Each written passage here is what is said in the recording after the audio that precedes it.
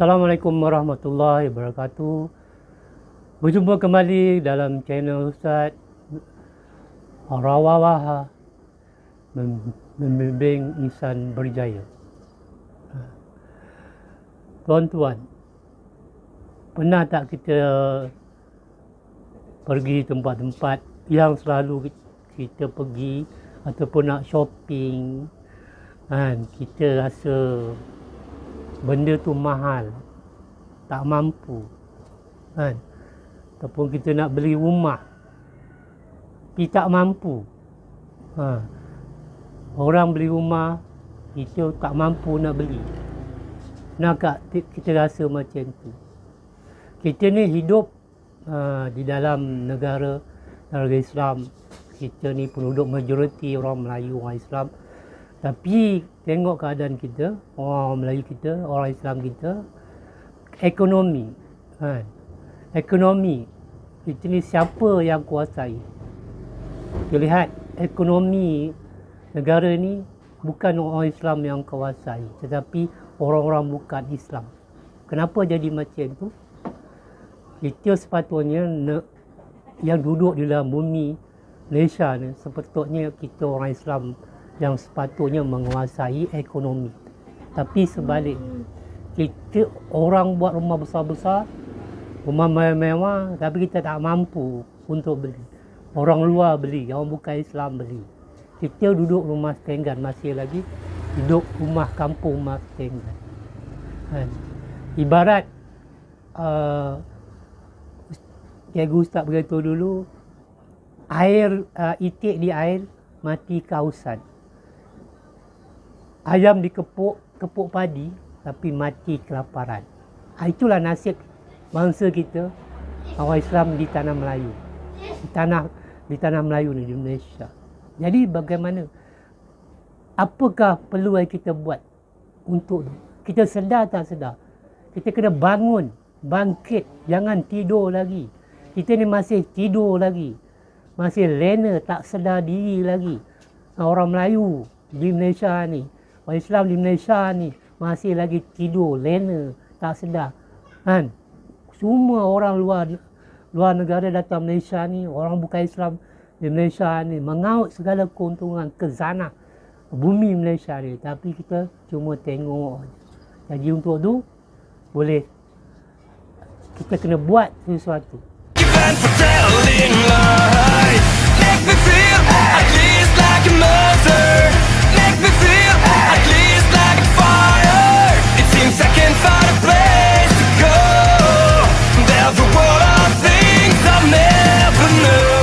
Welcome to Success Reporter TV, Business and Financial Mentor. Assalamualaikum warahmatullahi wabarakatuh.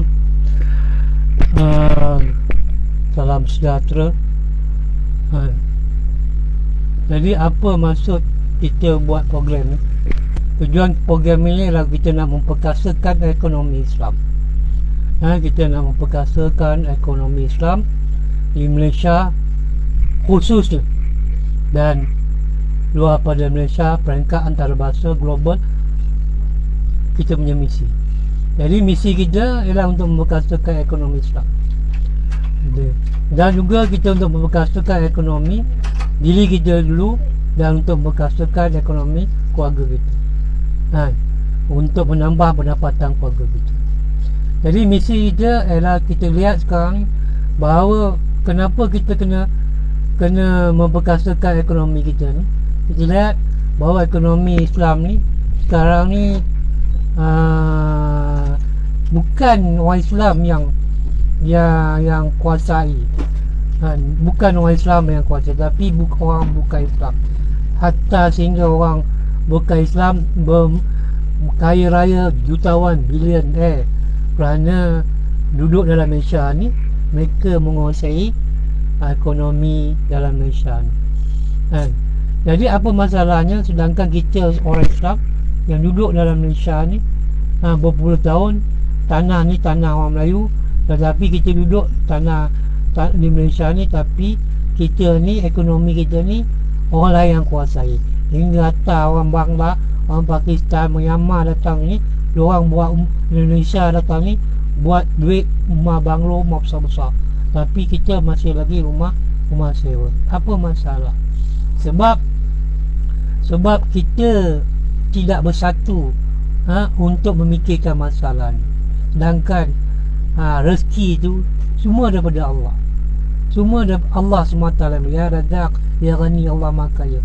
Sepatutnya orang Islam yang kaya, tapi orang bukan Islam yang kaya raya, tapi orang Islam masih dalam miskin.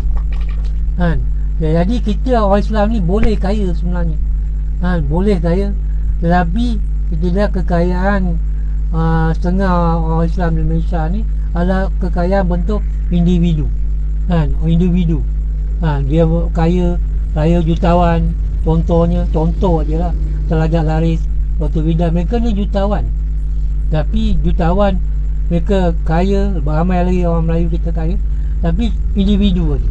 Tapi kekayaan mereka tu bukan untuk maksudnya untuk Islam. Walaupun mereka ada menderma, tapi bukan matlamat dia untuk pembangunan kemajuan Islam. Begitu juga syarikat kilang-kilang. Mereka ni ada kilang orang Islam yang kaya, tetapi oleh kerana mereka ni buat niaga atas dasar individu, tetapi kekayaan mereka tak lama. Contohnya Zaitun Industri dulu masa Ustaz kecil-kecil sekolah memang termasuk, tapi sekarang mana pergi Zaitun Industri? Dah tak ada.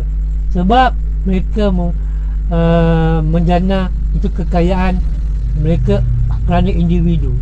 Jadi kekayaan individu ni tidak akan lama dan tak kekal lama. Tapi kekayaan yang atas dasar Islam agama maka akan kekal lama. Contohnya kekayaan Sayyidina Osman Affan, sampai sekarang ni dia punya dana sampai sekarang digunakan.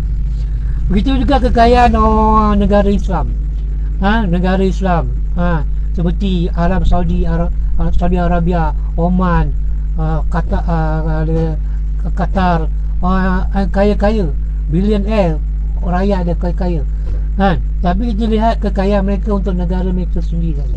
Tapi tidak menambah pada negara jiran macam Palestin, Syria, Jordan, negara-negara Mesir, Afrika, negara Islam mereka biarkan aja. Sedangkan kekayaan tu sepatutnya milik semua manusia, tetapi mereka untuk kekayaan mereka. Jadi ini sebabnya masalah ekonomi Islam tidak naik, tidak ke mana, seperti zaman Rasulullah SAW. Walaupun satu dunia orang Islam ada, tapi ekonomi Islam tak tu macam tu, kadang lebih teruk. Kadang hatta kita ni ada orang kata kita ni orang Islam ni pemalas. Jadi apa masalah ni? Jadi kita refer pada sejarah, kita tengok sejarah Rasulullah SAW. Bila Rasulullah SAW sebelum Rasulullah SAW berhijrah ke Madinah, ekonomi Islam ni, ekonomi orang Madinah tu dikuasai orang kafir Yahudi.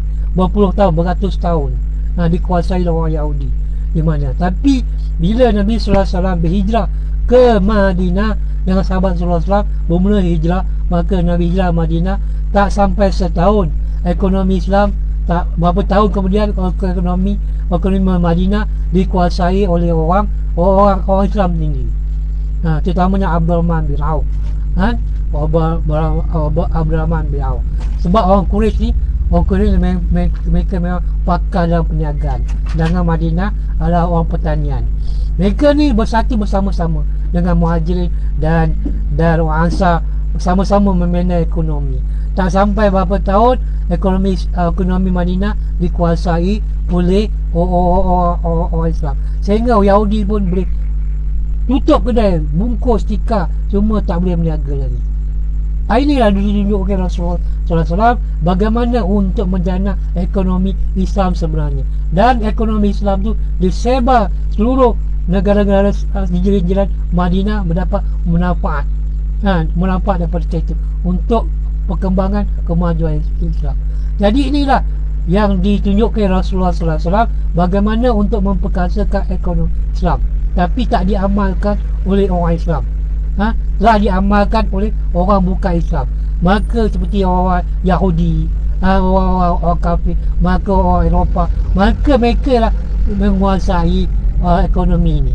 Sedangkan kita duduk di bawah, kita tak mengamalkan daripada sunnah sirah, maka kita yang jadi maksudnya kita yang majoriti, tapi kita yang kebanyakan negara Islam orang miskin sebab tak mengamalkan sirah. Jadi untuk tu Ustaz menyeru semua, kita buat program ni bukan untuk apa, bukan untuk semata-mata kekayaan, tapi untuk memperkasakan ekonomi Islam semula seperti dibuat oleh Rasulullah SAW. Ayo kita bersama-sama kita memperkasakan.